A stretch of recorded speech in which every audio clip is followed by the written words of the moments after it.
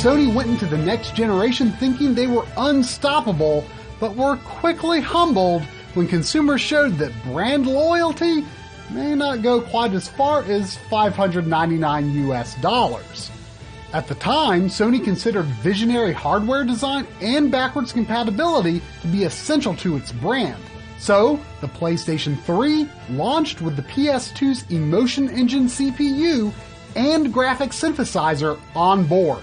PS2 game functions that were originally handled by the PS1's R3000 chip were moved to the PS3's Cell processor.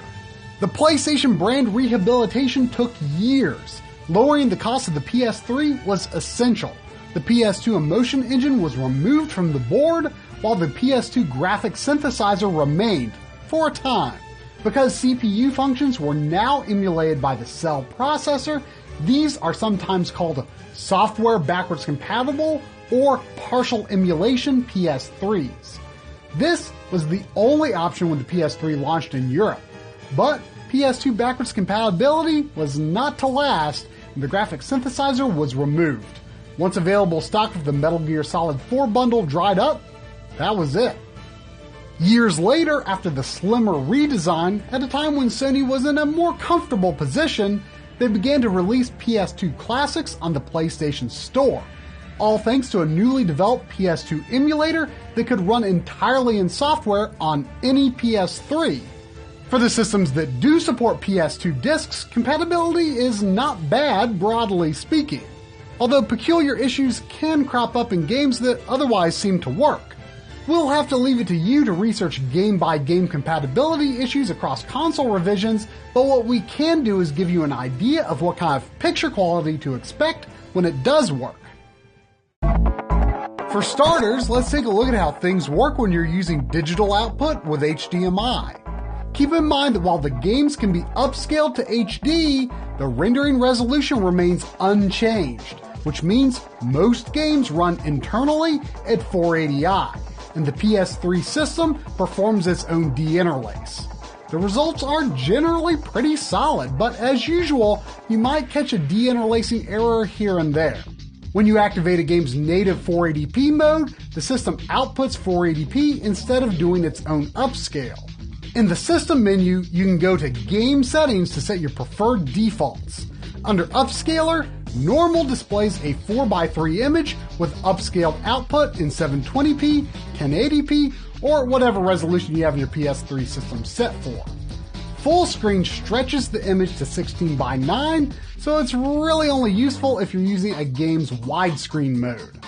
Off overrides the PS3 system resolution and instead displays in 480p. As for the smoothing settings, well, that is what's most interesting here. With smoothing off, results are just about what you'd expect. It's similar to the best we can manage to get with RGB to the FrameMeister from a real PS2. So what happens when you turn smoothing on? Amazingly, I'd say it cleans up the image considerably. Aliased edges are smoothed over reasonably well. There appears to be absolutely no sharpness penalty. Personally, I can't see any reason not to use the smoothing function, and I believe it offers a tangibly improved image over FrameMeister scaling. But do launch window PS3 consoles and partial emulation consoles produce the same visual results? The answer turns out to be not quite. For one, partial emulation systems turn in a wider aspect ratio. Some circular objects appear more round, but we're not positive whether it would be considered more accurate. With smoothing off, results between consoles otherwise appear similar. But the most interesting thing is that for the partial emulation system, turning smoothing on seems to make the image not only cleaner, but also crisper. The launch system's result tackles aliasing a bit more comprehensively, but both offer what is, in my opinion, a clear visual improvement. Do mind it still looks rather jagged and low resolution. Don't expect a miracle here, but it's still very well done and is arguably the best visual representation that you can get on a high-definition display when using some form of real PS2 hardware, incomplete as it may be. Or can you go one step further? With the aforementioned M-Cable Gaming Edition combined with the PS3 smoothing function, we found some pretty neat results in PS2 games when the system was set for 480p. This is certainly not convenient or practical, and not all of the M-Cable's effects are good, but it's certainly interesting to consider what might be possible if you were to take things this far. Of course, the PS3 can also output analog video, and visually you should expect pretty similar results to a real PS2. Composite, S-Video, component, and RGB, including sync on green for higher resolutions, are all supported.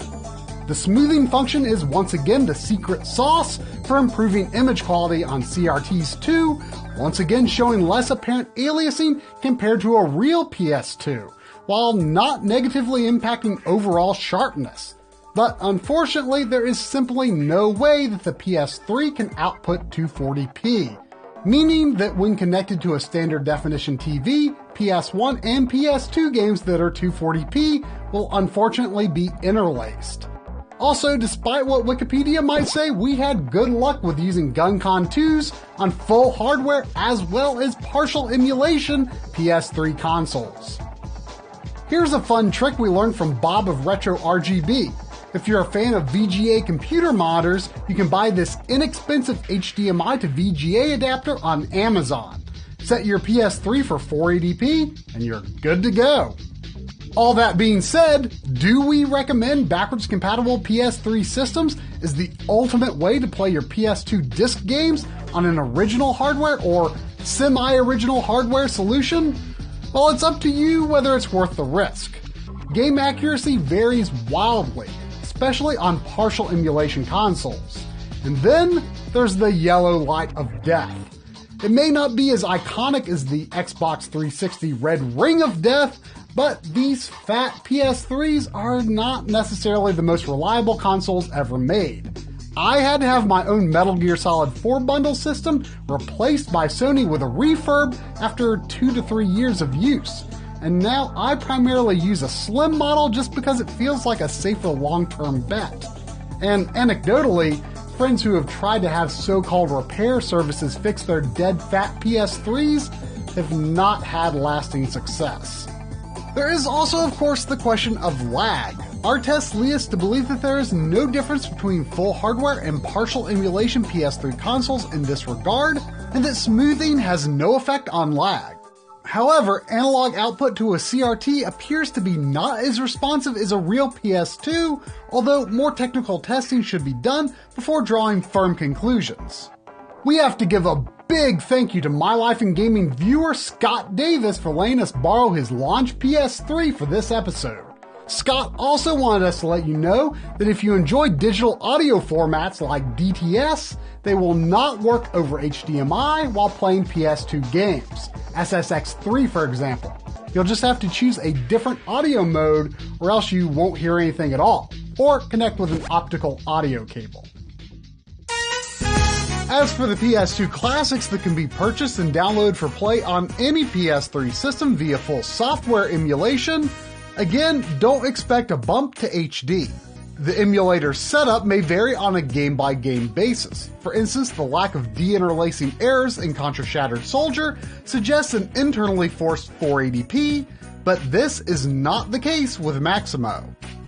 Compared to the 1080p output of hardware-based backwards compatibility, the maximum upscale for PS2 classics tops off at 720p.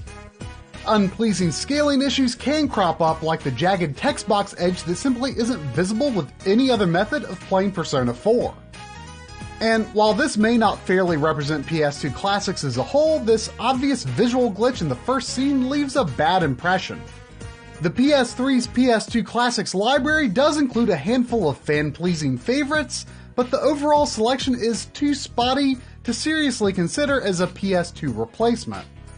Homebrew hacks have made it possible to inject your own PS1 and PS2 disc images into your PS3 hard drive to play via software emulation, the finer specifics of which aren't really a topic we're interested in exploring too deeply for this episode, because it sounds like compatibility is a serious issue. As a bit of an aside to finish up our discussion on the PS3, Don't forget that all PS3 systems can play PS1 discs via emulation. This functionality was never removed from any version of the PlayStation 3. For more information, watch RGB 206.